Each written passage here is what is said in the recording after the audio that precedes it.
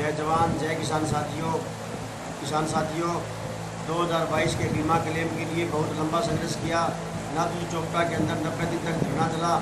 उसके बाद हम बीमा क्लेम के लिए नारायणखेड़ा गांव की टंकी पर 4 किसान साथी चढ़े हुए हैं। ये सरकार कहीं ये सोचती होगी कि किसान 5 दिन में या 10 दिन में या उतर जाएंगे फिर या हम मसला हल कर देंगे, परंतु मैं सरकार को ये बता देना चाहता हूँ कि आप जो 2024 चुनाव की 24 की तैयारी में लगे हुए हो और हम यहाँ पे किसान साथी इस जो काल कोठरी है मौत के इस मंजर के अंदर बैठे हुए हैं और अपनी किसानी कौम के लिए और अपनी जो जायज़ लड़ाई है बीमा क्लेम के लिए, क्योंकि प्रधानमंत्री ने जो बीमा योजना शुरू की थी फसल बीमा योजना 2016 में, उसमें एक प्रावधान था प्रीमियम हमारे कटा लिया, फसल हमारी ख़राब हो चुकी थी तो सरकारी अफसरों ने ये हमें जो बीमा आगे बढ़ा के देना होता है, क्रॉप फिटिंग करके देनी होती है, उसमें सरकारी अफसर और बीमा कंपनी ही उन्होंने किया था, किसान का कोई रोल नहीं है। और जो हमारा बीमा क्लेम बना है वो अभी तक हमें नहीं मिला है। वो बीमा क्लेम हमारा 31 मार्च तक मिल जाना चाहिए था, परंतु आज साथियों 3 अगस्त हो चुका है परंतु बीमा क्लेम नहीं आया है। और हम सभी किसान साथियों को इस टंकी पर चढ़े हुए 55 घंटे हो चुके हैं। साथियों सरकार को ये बता देना चाहते हैं, सरकार कहती है, कोई कहता है कि अघोषित तानाशाही है, हम तो ये कहते हैं कि यहाँ पे घोषित तानाशाही है और किसान की कोई सुनवाई नहीं है। परंतु हम ना तो हमें कोई राजनीति से, गंदी राजनीति जो देश की है इससे हमें कोई मतलब नहीं है, किसी राजनेता से हमें मतलब नहीं है, परंतु हम ये बता देना चाहते हैं इस किसानी कौम के लिए और हमारी किसानी लड़ाई के लिए हम पता नहीं, इस सरकार को पता नहीं होगा कि किस हद तक जा सकते हैं। अब हमारे पास ज़्यादा समय नहीं है। हम कभी भी हमें अगर लगा कि सरकार इसके अंदर अपनी कोई इंटरफेयर नहीं कर रही है और इस मसले को हल्के में ले रही है तो मैं सरकार को बता देना चाहता हूँ कि बहुत कम समय के अंदर हम सभी किसान साथी इस किसानी कौम के लिए बलिदान देने के लिए तैयार हैं। आज हम 125 फुट ऊपर टंकी पे चढ़े हुए हैं।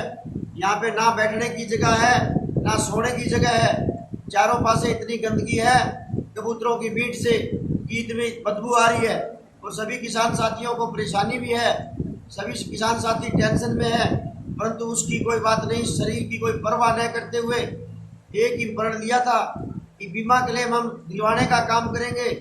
तो हम साथी, चारों साथी किसी भी कभी भी बलिदान दे सकते हैं और इतिहास गवाह होगा, हमें अपने शरीर की कोई परवाह नहीं है।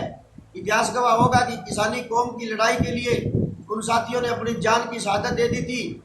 तो मैं आपको बता देना चाहता हूँ सरकार किसी मनसे में ना रहे, गंदी राजनीति से हम दूर हैं और जल्दी ही हम अपना बलिदान देने में कोई हिचकिचाहट नहीं करेंगे और हम चारों साथी तैयार हैं। सरकार अगर समय रहते बीमा क्लेम खातों में नहीं डाल सकती है तो कोई बात नहीं, परंतु हम, हमारा शरीर है, हमारे पास अपनी जान है, ये हम कभी भी और कभी भी अपनी शहादत दे सकते हैं। हमारे पास ज़्यादा समय नहीं है साथियों, हम थोड़े ही समय के अंदर आपको अपनी कुर्बानी जो किसानी कौम के लिए जो ये सरकार किसानों के साथ भद्दा मजाक कर रही है, बीमा क्लेम के जरिए किसानों को आज कुछ मुहैया नहीं हो रहा है, खाद नहीं मिल रही है, बीज नहीं मिल रही है, परंतु जो सरकार के मंत्री है, संतरी है, दोनों हाथों से प्रदेश को लूटने में लगा है। एक भी मंत्री कोई भी नहीं है जो किसान के साथ खड़ा हो और फोन पे सारा दिन मीडिया पे प्रचार करते रहते हैं इस प्रदेश का और देश का किसान बहुत खुशहाल हुआ है बीजेपी की सरकार आने पर।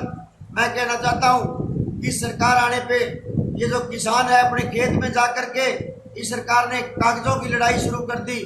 हर 24 घंटे किसान अपना लिफाफा भरे हुए पोर्टल में बंद हो गया, पोर्टल खुल गया, अपने सभी डॉक्यूमेंट वेरीफाई कराने में, फोटोस्टेट कराने में समय नष्ट कर रहा है, क्योंकि उनके पास 1 दिन का समय होता है, 2 दिन का समय होता है। सरकार कह देती है 2 दिन के अंदर ये ऑनलाइन करवाओ। ये बहुत ही सरकार की एक घिनौनी चाल है इस किसानी कौम को खत्म करने के लिए। और जो राजघराने, हमारे देश के बड़े राजघराने, उनका घर भरने में लगी है। शर्म तो इस बात की आती है कि हमारे समाज में से ही जो नेता बने हुए हैं वो भी इस बीजेपी की सरकार में उतना ही योगदान दे रहे हैं जैसे अंग्रेजों में कुछ जो मुखबिर थे वो देने का काम करते थे।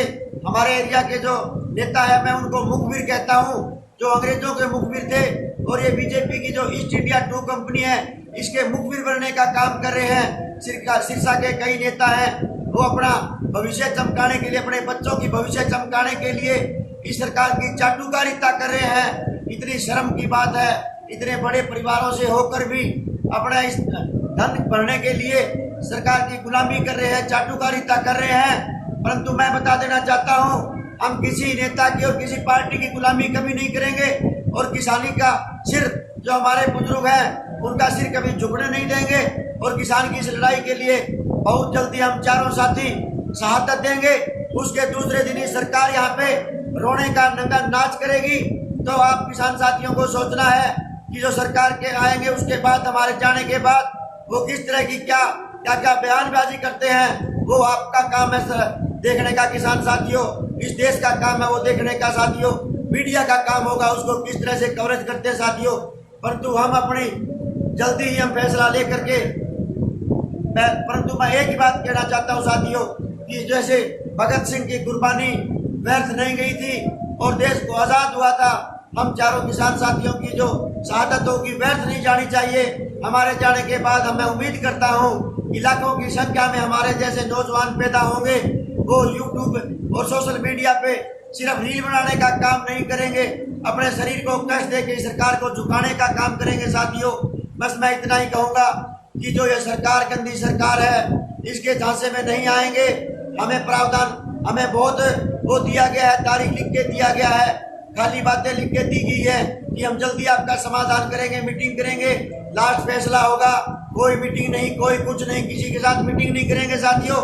जल्दी से जल्दी जो देश का अपने प्रदेश का मुख्यमंत्री है, जल्दी से जल्दी सेंटर से बात करके बीमा क्लेम डलवाने का काम करें। नहीं तो फिर खबर आएगी साथियों, या तो कहते हैं खबर खास आएगी, नहीं तो हम थोड़े ही समय के अंदर हम चारों किसान साथियों की लाश आएगी साथियों। जय जवान जय किसान। और कुछ साथी कोई अपने दिल की बात रखना चाहता हो, बस सभी साथी कहते हैं मैं मंजूर है, जो फैसला सही है। जय जवान जय किसान।